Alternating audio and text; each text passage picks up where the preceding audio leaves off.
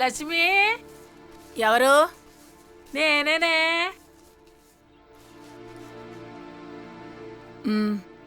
రావదునా, కూర్చోదునా. ఎలా ఉన్నావమ్మా? ఏదో ఉన్నావులే వదినా. కాఫీ తీసుకురమ్మంటావా వదినా? వద్దమ్మా, కూర్చో. ఏమైందే? మా ఇంటి వైపే రావట్లేదు, నా కోడలు కూడా రావట్లేదు.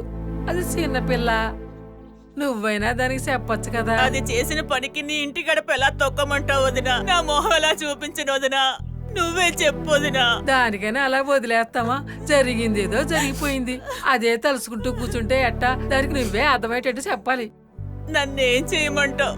నువ్వే చెప్పొదినా. మనం ఈ రోజు ఉంటాం, రేపు పోతాం. జీవితాన్ని అనుభవించాల్సిందే చిన్నపిల్లలే కదా. నా మాటిని లక్ష్మి, పిల్లకి కాస్త అర్థమయ్యేటట్టు చెప్పవే. నేను నా బిడ్డకి అర్థమయ్యేటట్టు చెప్పుకుంటాను. నేను చెప్పింది నీకు అర్థమైంది కదా?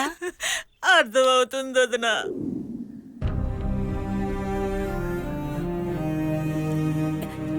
ఏదో మాట్లాడాలన్నావు కదా మావయ్య. మాట్లాడాలని పిలిచాను, నువ్వు మాట్లాడితే విందామనుకుంటున్నాను. దయచేసి మనసు విప్పి మాట్లాడకొస్తుంది. ఇక మాట్లాడటానికి ఏముంది మావయ్య? నువ్వు నన్నే తలుచుకొని జీవిస్తున్నావు, కానీ నేను అలా కాదు కదా మావయ్య. నీ ప్రేమని త్యాగం చేసి నాకు నచ్చిన వాడితో నాకు పెళ్లి చేసావు.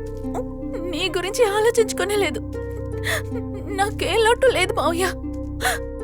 ఇలా జరగాలని నా తలరాత. నేను ఇలాగే ఉంటాను, నా జీవితం ముగిసిపోయింది. కస్తూరి, అవును మావయ్య, నువ్వు మంచి అమ్మాయిని చూసి పెళ్లి చేసుకుని పిల్ల పప్పలతో సుఖంగా ఉండాలి. నాకు అదే చాలు మావయ్య. నా కస్తూరిని ఇంతకు ముందులాగా చూడాలి. ఈ ఊరు కూడా అదే కోరుకుంటోంది. నాకు ఇప్పుడు కూడా నీ విషయంలో బాధ్యత ఉంది కస్తూరి. నా జీవితాన్ని ఎప్పుడు నేను ఒంటరిగా ఊహించుకోలేదు కస్తూరి. నీకు తోడుగా నేనుంటాను. జరిగిందంతా ఒక పీడకలలా మర్చిపో. ఇప్పటికీ మించిపోయిందేం లేదు. నువ్వు సరే అని చెప్పు, జీవితాంతం ఈ మావయ్య నీకు తోడుగా ఉంటాడు. చెప్పు కస్తూరి. మావయ్య, నా మనసులో నీకు దైవస్థానాన్ని ఇచ్చాను. నిన్ను ప్రార్థించగలను, నీతో కలిసి జీవించలేను.